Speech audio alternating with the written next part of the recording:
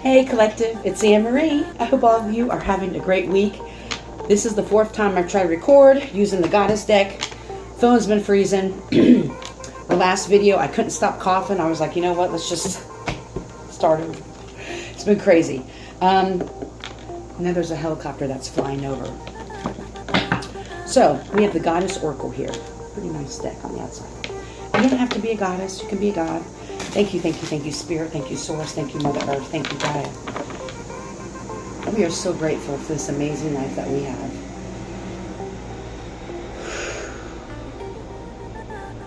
What does the Goddess Oracle want us to know, Spirit?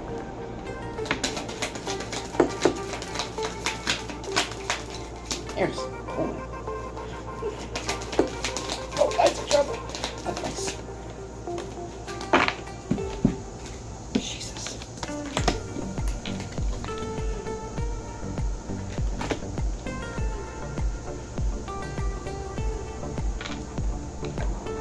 So we have listen, and this woman is in a pool with her cat and records and some roses.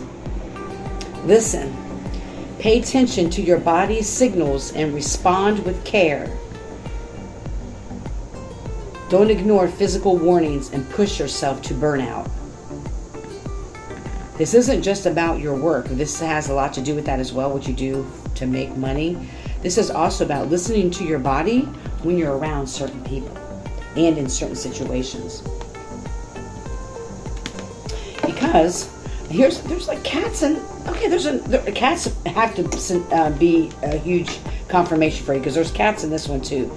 And what else? All kinds. These cards are amazing. There's two cats here.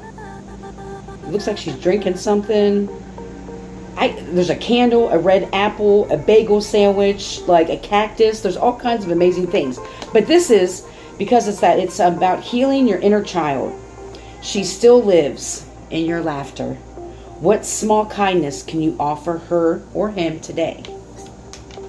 And that's what it is. Your inner child is giving you signals and warnings to listen to your body when you're around certain people. If you've been doing inner child healing work, for me, it was always asking my inner child, my goal always, especially these last 5 years, what makes my inner child feel safe?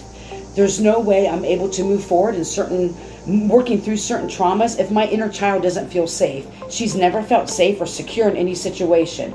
All the people that were supposed to protect her and guide her and love her as a child failed her miserably.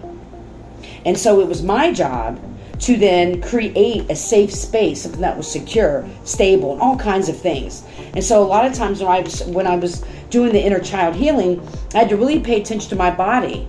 And like, does this feel safe to you? Because my inner child would be screaming like, I don't feel safe here, I don't feel safe here. And in order for my inner child to trust me, I had to move like that. I don't know what this is, but I don't feel safe in it. And my inner child was screaming to me on many occasions, get out of this situation, get away from these people, get out, don't drink this, don't eat this, right?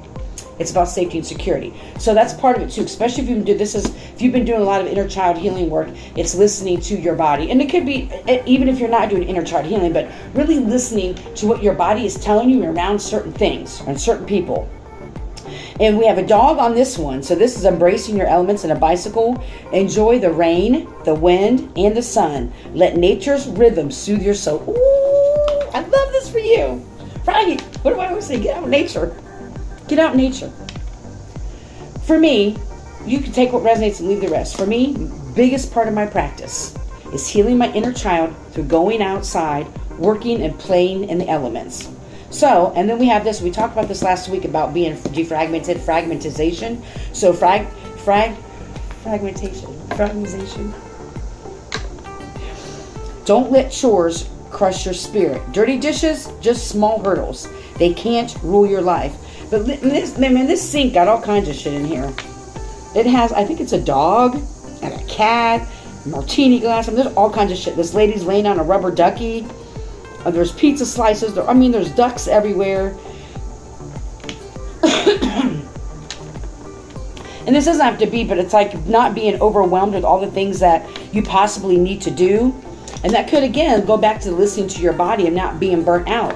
If you have a where you're exhausted and you're dealing with a lot of energies throughout the day. You get home, you cleanse your energy, and let's say you're like, oh, I gotta do this, I gotta do this, I got A, B, and C. You know what? You don't have to do shit. I'm giving you permission.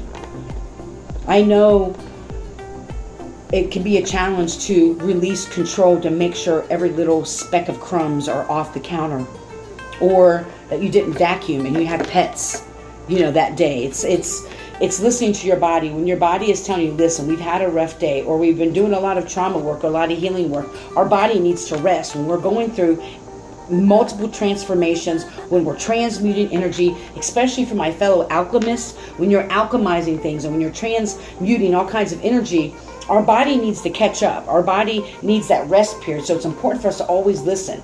That, and I'm not going to lie to you, someone who used to be a workaholic, and when I tell you a workaholic, I mean nothing was more important than being Sally's social worker for the first majority of my life, right?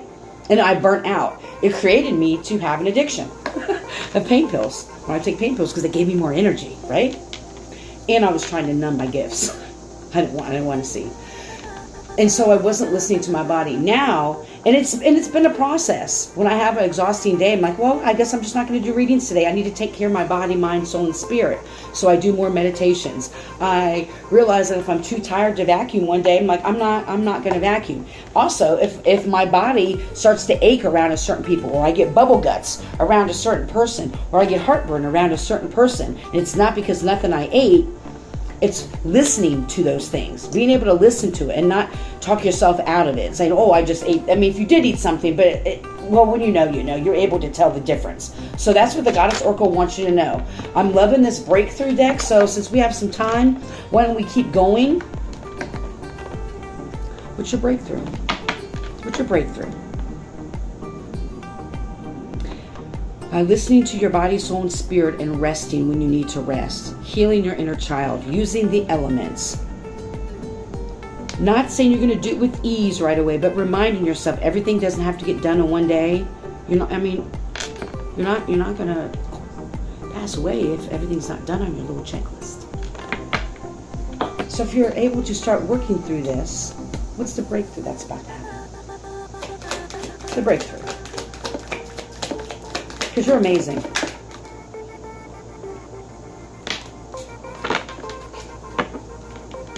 You are the magic. That's right, look at that. She's healing her body, mind, she healing her body, mind, soul, and spirit. You are the magic. Not only are you the magic, choose yourself. Right, it's time to choose yourself. It's time to choose yourself. I mean, Spirit's just talking today. Do you want to go with the third deck and do some shadow work? What else we need to know, Spirit? Breakthrough that's coming. That's what I'm talking about. You're choosing yourself because you are the magic, and it's time for you to be the motherfucking storm. You are the storm. Right. All these things, like, and it's true. People who've done this work understand when you're able to heal your childhood wounds and your inner child feels safe and secure, the decisions you made, there's a power and strength that comes from that. Just like with all healing work. But when you're truly able, I mean, it's a super flex. I don't know the word I'm looking for. It's a superpower. When you're able to truly listen to and react and respond to what your body's telling you. If your body's saying, don't do this. If your soul and spirit is saying, this isn't meant for you, and you follow it, you're like, you know what?